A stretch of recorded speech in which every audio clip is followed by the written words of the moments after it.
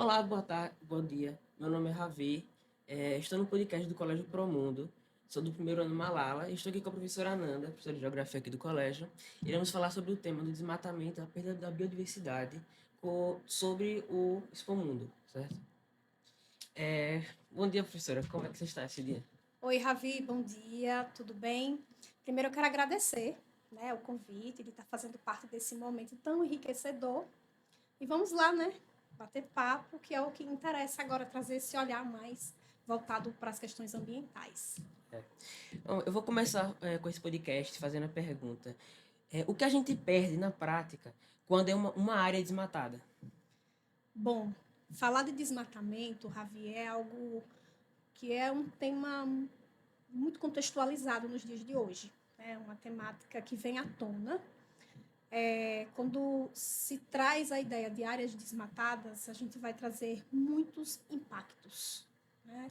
E esses impactos eles vão afetar condições climáticas, condições vinculadas ao solo, as, as relações, entre os seres vivos, e também vai impactar no contexto de desenvolvimento desses ambientes.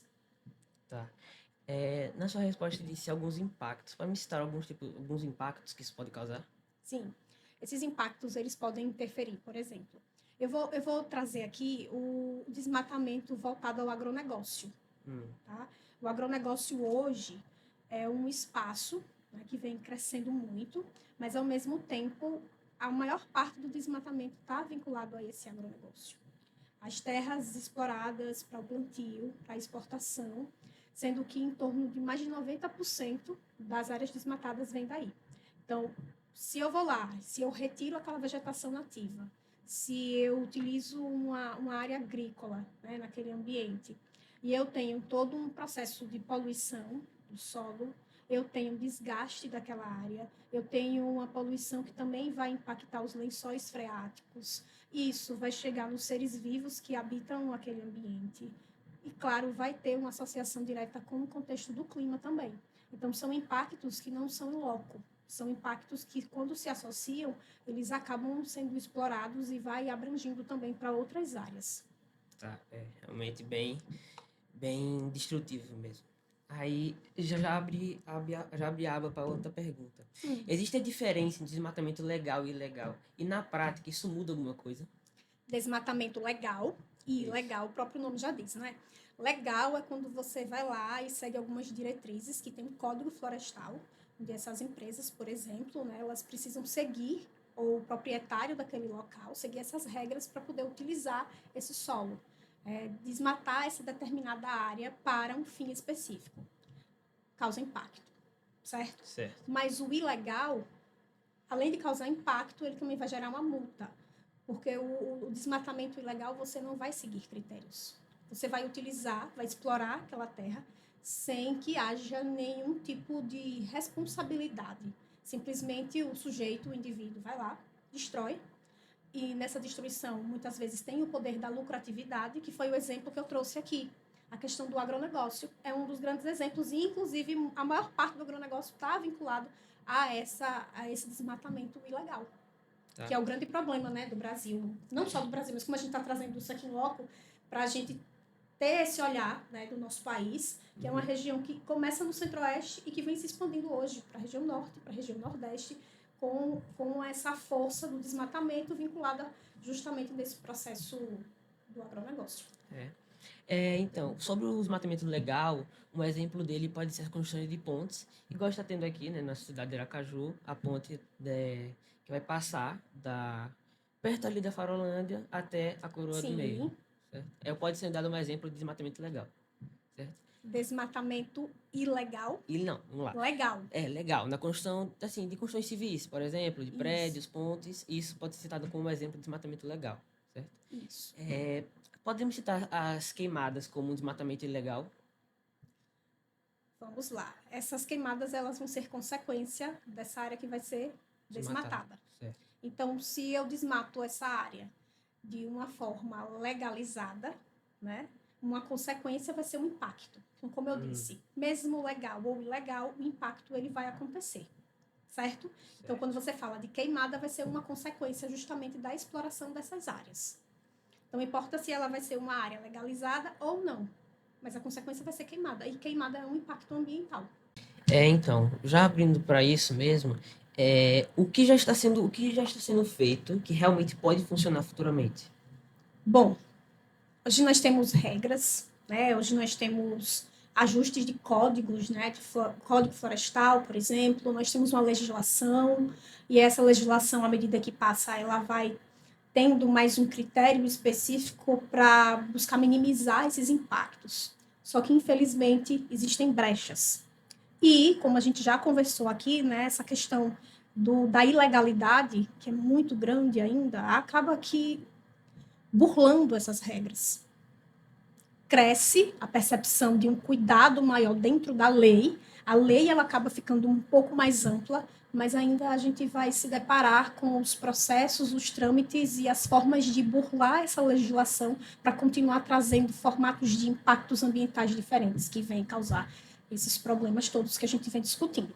Mas é notório, né, e precisamos fazer uma análise de que se colocar 10, 15 anos atrás, comparado com o que a gente já vem associando a empresas, né, que antes exploravam de forma absurda, sem ter nenhum tipo de controle, e que hoje já existe um processo de reflorestar, né, já existe um olhar diferente, já existe uma exigência, inclusive, para que elas participem de propostas e de projetos que venham fortalecer esse gancho ambiental. A gente vem ganhando esses espaços, mas ainda precisa se trabalhar muito para chegar em um contexto onde o meio ambiente ele seja, ao mesmo tempo, valorizado, respeitado e que a gente possa utilizá-lo também como fins lucrativos, porque em uma sociedade sabe-se que esse ambiente em que nós vivemos vai precisar, né, desse processo de explorar, mas ao mesmo tempo respeitar essa dinâmica para que haja uma conjunção cíclica, né, uma responsabilidade e um respeito dentro de todos os processos. Realmente. Aí então, já está sendo realmente muitas coisas sendo feitas para tentar não agravar mais para o desmatamento. Só que ainda assim existem formas de atravessar, né, burlar, como você já tinha dito, essas leis e regras. Outra coisa que eu queria citar era o consumo das pessoas influencia muito nesse problema. E caso influencie, como poderia influenciar? Consumismo, né? O consumismo é hoje um dos pontos que está atrelado ao processo de exploração.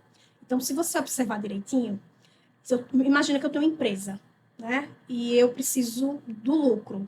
E para que eu lucre, as pessoas precisam consumir. E essas pessoas, quanto mais elas consomem e quanto mais eu posso produzir algo diversificado, vai atrair mais. Então, elas compram, eu vendo, eu preciso explorar. E quanto mais novidade, quanto mais demanda, quanto mais produtos, que é o que a gente visualiza nos dias de hoje, maior o processo exploratório. Então, o solo ele vai entrar em desgaste. Os recursos minerais, né, que é o que a gente vem hoje sinalizando muito, vem a questão dos combustíveis fósseis, o uso demasiado deles, a exploração demasiada deles, vem causando essa dependência e, ao mesmo tempo, vai gerando cada vez mais produtos e novidades que está vinculado também à questão tecnológica, vai possibilitar que essas pessoas tenham acesso cada vez mais e que queiram comprar produtos que, às vezes, não há nem necessidade.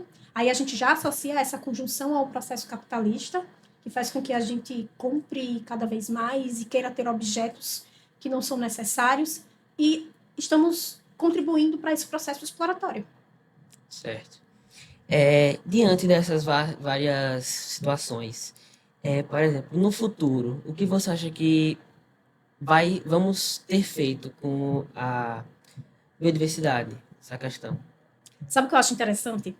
É que hoje, agora nesse nosso bate-papo, eu voltando um pouquinho lá no passado, consigo perceber o quanto que até as instituições escolares, o quanto que elas evoluíram nesse contexto. Verdade. Né? De trabalhar, de discutir o meio ambiente, de trazer à tona propostas, formatos onde vocês podem começar a pensar como cidadãos.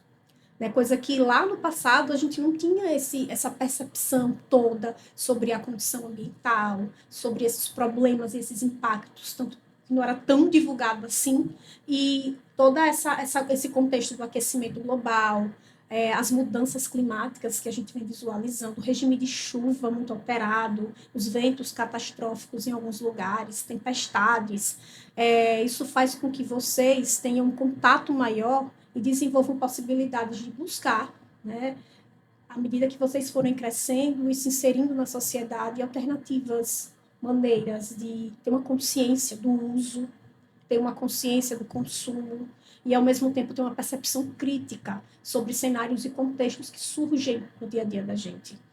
Questões que trazem a reportagem, impactos ambientais que envolvem grandes empresas, para que vocês percebam que ali há uma legalidade, há uma ilegalidade.